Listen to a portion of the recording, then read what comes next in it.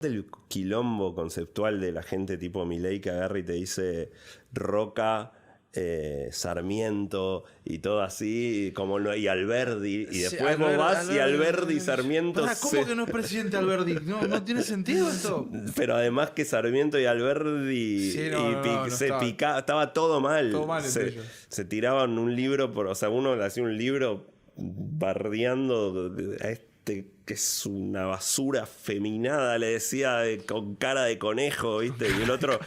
Y el otro contestaba, no, vos sos un bárbaro, tipo de la pluma, porque haces daño con tu, no sé, y todo así, se mataban a librazos. Sí, sí, Era sí, una sí. polémica un poco más fina, pero pim, pim, para acá, para allá.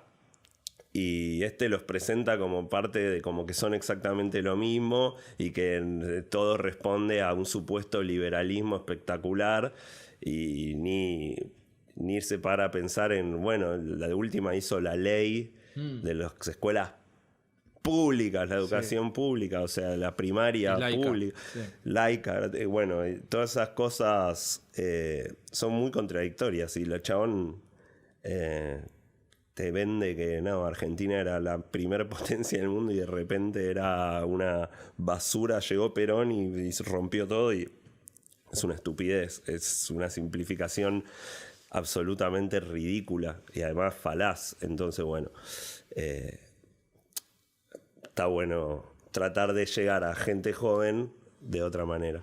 Si me voy mañana tal vez ya no vuelva al otro día. A una edad temprana tuve que aceptar cómo es esta vida. Gente mala vino hacia mí, la poli mató a quien valía. Pero mami volvió a sonreír y tuve que aceptar mi caída. Siento que la vida es mala conmigo y ojalá no sea así siempre. Pasa lo mismo cuando se habla sobre... A mí algo que realmente me asusta de lo que es Milei y su efecto en la política es la relativización que se hace sobre las políticas neoliberales de los 90 y las consecuencias que tuvo. ¿Cómo puedes decir, por ejemplo... Que Caballo es el mejor ministro de o sea, Economía de la historia. eso me parece terrible porque yo no sé si en mi vida, está bien tengo 25 años, pero de todos los ministros de Economía que yo he experimentado, no sé si hay uno que yo haya sentido que haya sido tan detestado como Cavallo. Y con buenas razones para ser detestado. Totalmente. Porque, sí, justamente hoy con Juan hablamos hoy en el capítulo de el capítulo, en esta emisión de Todo de Soberanía, de cómo hay como una añoranza de los 90, porque como nos aqueja la inflación, uno piensa en el 1 a 1. Sí. Y dice, bueno, no hay inflación, es espectacular, era bárbaro. Sí. Pero uno se olvida que a eso desembocó en la peor crisis de toda la historia de la Argentina, donde yo era chico, pero no tanto, o sea, re chico, pero tenía 12, 13 años, Sí. y me acuerdo perfecto que la situación social y a lo que nos llevó esas políticas fue a una crisis, secuestros express. Había una cosa de que te secuestraban en la calle cuando caminabas. Era todo como la charla era, che, nos tenemos que ir del país, esto está por los aires, 60% de pobreza, no sé qué.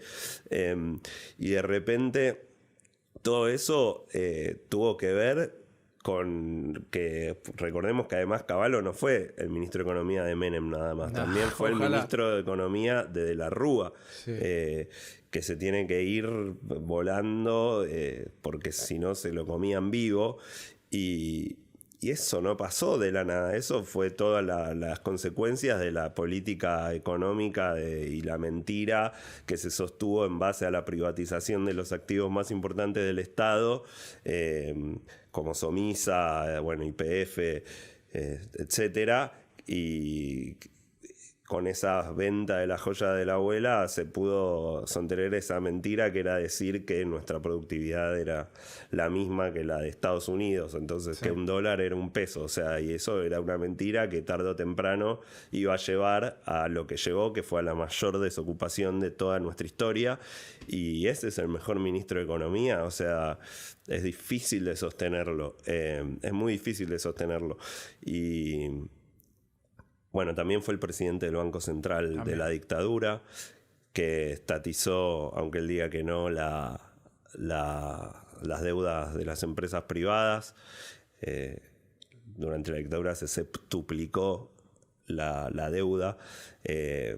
Además de que había una inflación terrible en esa época, y después nada, lo que hicieron es ese parche del 1 a 1 que fue como tipo al principio beneficioso porque sí, estábamos en una situación descontrolada de hiperinflación, pero después se fue desmadrando todo y el padre de la criatura fue él, y es inaceptable que lo presenten como el mejor ministro de toda la historia. Es como ridículo más que inaceptable. Sí, inaceptable y ridículo. Sí, pero eso es lo que digo, que hay gente, me parece loquísimo realmente, que vos se lo puedas, por ejemplo, decir a un... Yo, por ejemplo, en esa época, como era chico, lo vas construyendo, reconstruyendo esos recuerdos a partir de cosas.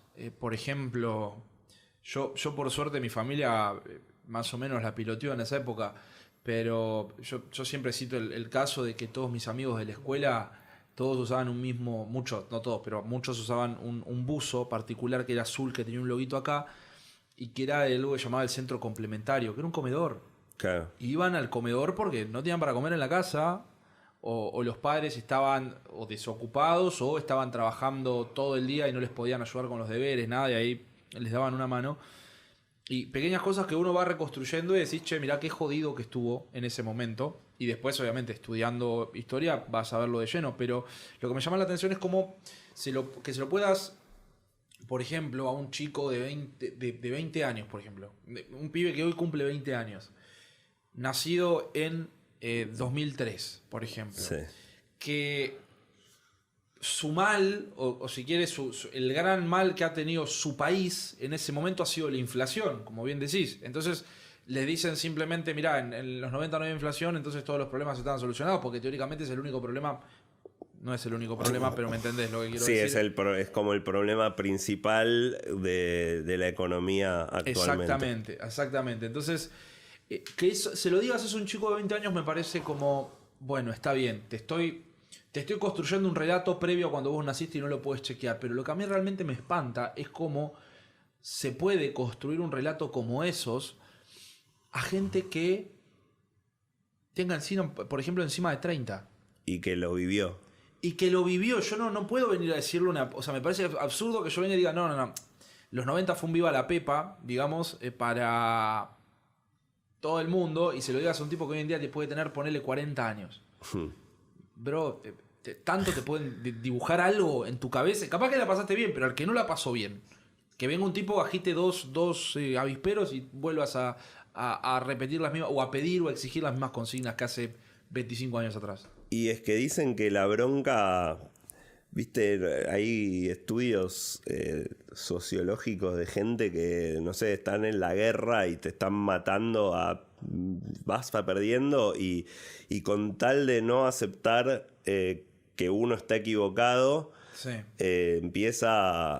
Los tipos siguen en la guerra y no paran, y empiezan a morir gente y no paran y no se rinden sabiendo que van a perder, con tal de y bueno, eso llevado a la actualidad. Si vos tenés mucha bronca con alguien que te enferma en la cabeza porque todo el día te están diciendo que es lo peor del mundo, la cuestión es que esta gente, yo siento que es un poco eso, como que está chupada por mucho odio que genera que ya se te nuble el pensamiento y tipo prefieras ni ponerte a recordar el año 98 y que pienses más tipo en la hora, y como lo ves al chabón gritando, como a vos te gustaría gritarle en la cara a ese que vos crees que es el causante de todos los problemas, de la inflación, del déficit, de todos los problemas del mundo, y eso te lleva a empatizar con el que, bueno, grita más fuerte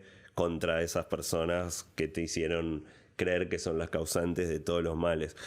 Por ahí viene para mí el tema de cómo esa gente que vivió en los 90 y pareciera tener como un efecto amnésico en no recordar para nada hasta qué punto se llegó con esas políticas. Y más para atrás con la dictadura, porque si vas a Milei y pensás en eso, en la cuestión esta de Bussi y cómo habla o sea, la cuestión del negacionismo, que dice, no, fueron 30.000, ahora tráeme la lista de los 30.000 desaparecidos. Tipo, esas cosas que dice que son indignantes. Pero bueno,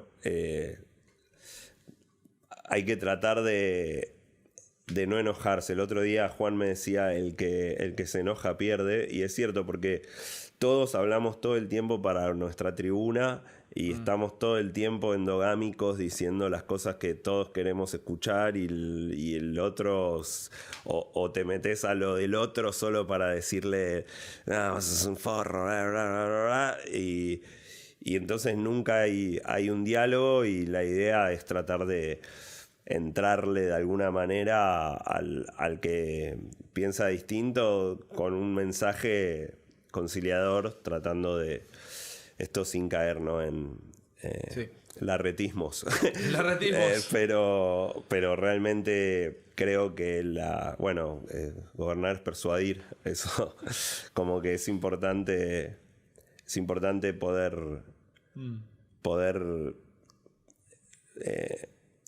persuadir al que piensa distinto, o tratar de hacerle ver algunas cosas que vos crees que son importantes, sin caer en los insultos, la bronca, el odio, porque que es difícil, pero hay que ponerle otra mejilla, como decía Juan. Y él me respondía, pero solo tenemos dos.